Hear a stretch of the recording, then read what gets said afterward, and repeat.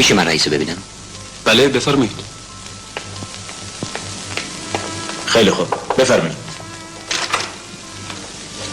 سلام علیکم. من معلم مدرسه پسری هستم که به جرم دزدی آوردنش اینجا. بفرمایید بشینید. خواهش می‌کنم.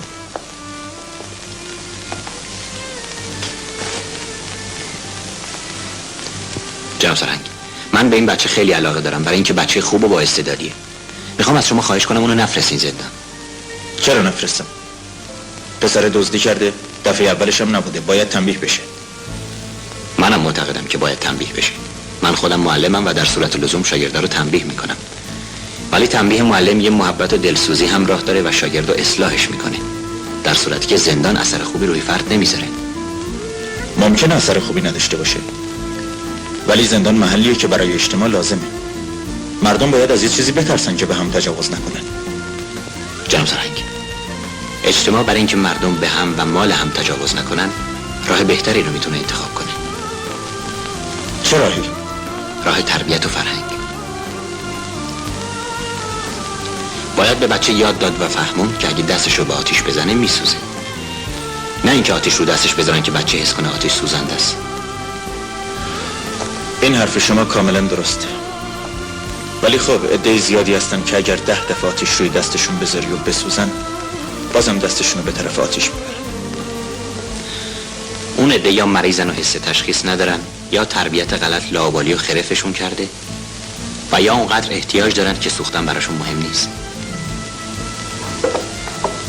زندان نمیتونه دزدی و فساد رو ریشه کن کنه، ولی فرهنگ میتونه.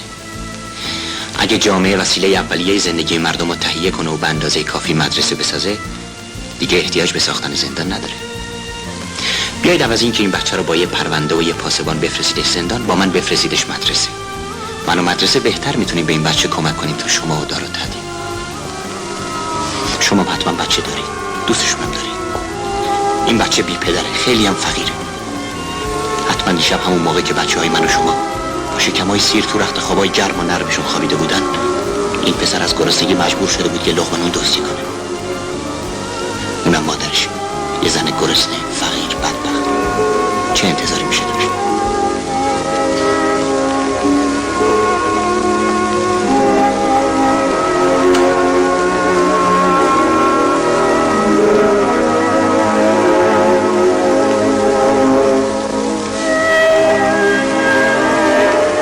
من این بچه رو به ضمانت شما آزاد میکنم.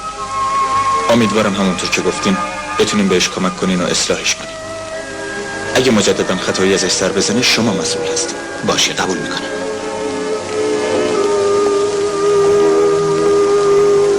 اون بچه رو مرخص کنین. امیدوارم در راهی که پیش گرفتین موفق بشین. متشکرم. اسم شما چیه؟ آینده.